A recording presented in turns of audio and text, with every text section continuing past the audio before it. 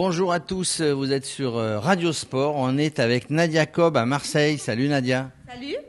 Alors Nadia, tu vas organiser là très prochainement et tu vas nous dire un petit peu ce qu'il en est, une manifestation qui s'appelle Bike and Run. Tu vas nous dire ce que c'est, mais avant tout, en fait, Bike and Run, on l'aura compris, hein, c'est du vélo et de la course à pied. Quelle est la genèse de ce projet? En gros, toi, tu fais les deux, tu fais du vélo et de la course à pied. C'est ça, je fais du vélo et de la course à pied depuis déjà quelques années. Alors la genèse de ce projet, je suis rentrée au mois de novembre du Half Marathon des Sables. Et quand on fait ce type d'épreuve, en fait, on est un peu dans le spleen où on recherche une autre épreuve à organiser.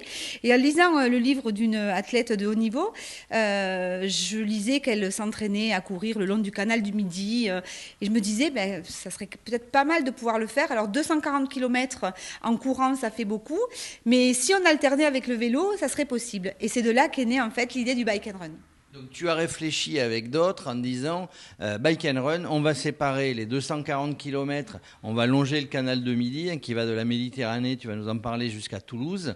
Et donc on va séparer en deux. Alors tu contactes des copines, c'est entre femmes hein, que vous faites ça?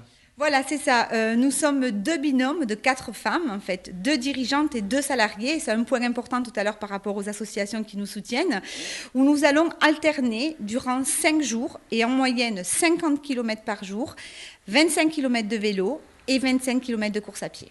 Alors, ça se prépare comment alors, et à organiser, et on va voir pourquoi vous l'organisez et comment, et physiquement. Alors déjà, physiquement.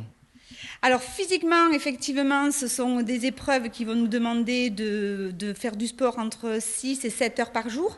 Donc la préparation physique est importante. On s'est entouré d'une préparatrice physique, Amy Longo, qui a été 4 fois championne de France de saut en longueur d'ailleurs. On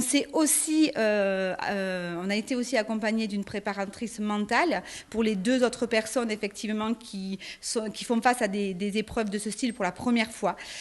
Donc on a eu besoin d'une préparation de 8 semaines environ. Donc 8 semaines. Alors du coup, canal du Midi, ça va partir de la Méditerranée, c'est-à-dire de quel endroit et ça va s'arrêter où? Alors nous partons samedi matin de Marseillan-Plage. Samedi matin, on sera le combien d'avril? Le 1er avril, c'est pas une blague, hein, vous pourrez les voir passer. Voilà, c'est bon pour ça. Donc nous partons le samedi matin 1er avril.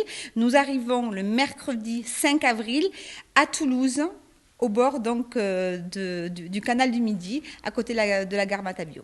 Donc 240 km. S'il y a des gens qui vous voient passer, on peut vous suivre, on peut vous accompagner? Alors vous allez pouvoir nous suivre sur les réseaux sociaux. Donc nous avons un compte Instagram, un compte Facebook. Nous avons aussi le live tracker qui permet de pouvoir aussi nous suivre visuellement. Et nous ferons un point tous les soirs aux arrivées. Tous les soirs sur les réseaux sociaux. Mais si on a envie de vous suivre, on est en train de se balader gentiment sur le canal du Midi. J'ai envie de vous suivre à vélo, j'ai envie de vous suivre en courant. Est-ce que je peux me joindre à vous en vous voyant passer? Mais bien sûr. Pas moi, vous qui vous regardez. Bien sûr, à vélo ou en courant, bien sûr, vous pouvez nous suivre et nous accompagner. Cette expédition, elle a un but, c'est de recueillir des fonds parce qu'il y avait les deux aspects. Il y avait l'aspect je fais du vélo, je cours, on est 4 femmes, mais du coup, on va récolter des fonds pour 2 associations. Voilà, donc nous avons effectivement 2 associations qui nous accompagnent sur le projet. La première, le réseau Femmes Chefs d'entreprise. C'est un réseau national qui accompagne des femmes dans leur quotidien de chef d'entreprise pour faire face souvent à l'isolement. Donc ce réseau-là nous accompagne et est collecteur de fonds pour le réseau CARE 13. Alors, qu'est-ce que CARE 13? Et ça, je pense que ça va parler à tout le monde. À tout le monde du 13. Non, parce que c'est un réseau national. Donc, c'est un réseau national. En fait, voilà, ce CARE 13 accompagne tous les indépendants au moment où survient la maladie. Donc, ça peut être le cancer, une sclérose en plaques, etc., où le dirigeant doit faire face à l'activité et à continuer l'activité. Le réseau CARE 13 vient en aide gratuitement auprès de ces dirigeants pour pouvoir continuer à les aider, à les accompagner dans leurs projets. Donc, alors, en gros, si vous avez des dons à faire, on va mettre en dessous dessous, hein, on va mettre le lien. Mais aussi, si vous êtes dirigeante, bon, ici dans le 13, mais aussi sur tout le pays, vous avez un souci de santé, vous pouvez faire appel à eux. Et si vous êtes aussi des gens qui voulaient adhérer à l'association, évidemment, c'est volontiers. Tout à fait. Et la consigne, effectivement, de la présidente du réseau CARE 13, Chantal Morvan, est vraiment de dire attention, ne pas attendre. Si la maladie surgit, il faut se positionner de suite, le faire savoir de suite, ne pas avoir honte, ne pas être mal à l'aise, parce qu'il existe des aides, il existe des institutions et des structures qui peuvent vraiment aider les gens dans ce sens. Donc c'est pour ça que nous allons courir et pédaler toutes les 4 ensemble. Voilà. Il ne faut pas rester isolé, évidemment, dans n'importe quel autre cas, il ne faut pas rester isolé. Il faut prendre aide, il faut prendre contact dès qu'un problème surgit. Deuxième association que vous allez essayer de financer par vos dons. Je vous parlais donc du réseau FCE tout à l'heure, le réseau donc de femmes chefs d'entreprise, qui est un réseau donc de femmes qui sont prédisposées à prendre des mandats et faire valoir la parole de la femme dans des conseils d'administration. Alors, est-ce que c'est compliqué de travailler, puisque toi tu travailles, hein, on est dans une agence immobilière à Marseille que tu as créée depuis de nombreuses années. Est-ce que c'est compliqué de concilier le travail, les entraînements, l'aide aux associations ? Je pense que c'est compliqué, mais pas plus qu'autre chose à partir du moment où on le veut. Et je reviens là par rapport à la santé du dirigeant, où il est impérativement, à mon sens, important de prendre du temps pour soi. Et le sport, pour moi qui prône un sport santé, je ne suis pas compétitrice, je ne suis pas championne de haut niveau, c'est vraiment arriver à s'octroyer du temps, 1 heure le matin de temps en temps, 1 heure le soir, de façon à pouvoir se défouler et s'occuper de soi. Alors, tu as commencé le vélo, tu n'en faisais pas. Tu as commencé la course, tu n'en faisais pas. C'est quoi le prochain sport en exclusivité pour Radio Sport ? Alors, ou prochain projet, hein. Voilà.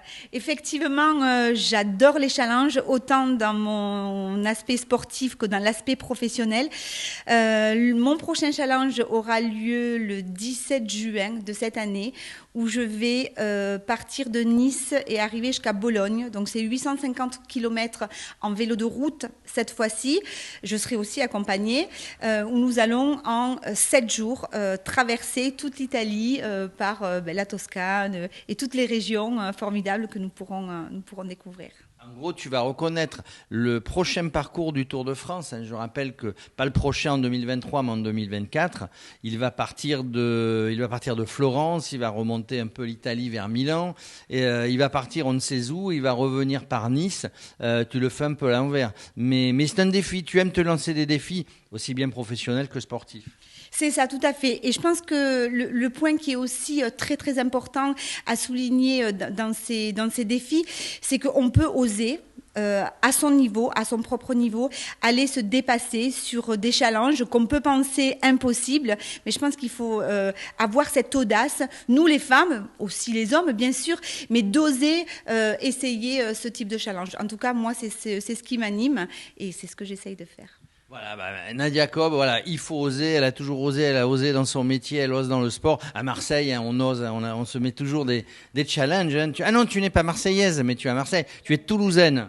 Voilà, je suis d'origine tarnaise et voilà, j'ai passé beaucoup de temps de ma vie à Toulouse, mais je vis à Marseille depuis 20 ans maintenant. Voilà, beaucoup de belles régions où il y a le soleil. Voilà, on le redit, ça part le 1er avril, ça va arriver 4-5 jours. Si vous arrivez vers le 5, le 6, le 5 sur Toulouse, un vrai challenge, 4 femmes qui vont partir de Marseillan jusqu'à Toulouse en longeant le canal du Midi. Ça s'appelle Bike and Run. Elles vont faire du vélo, elles vont courir. Tout ça pour faire des dons à 2 associations dont nous a parlé Nadia. Merci Nadia, on vous suit sur les réseaux. Hein. Merci beaucoup, c'est très gentil. Et puis le dernier mot de la fin, ça sera que dans nos vies un petit peu ordinaires, essayons de faire des choses extraordinaires.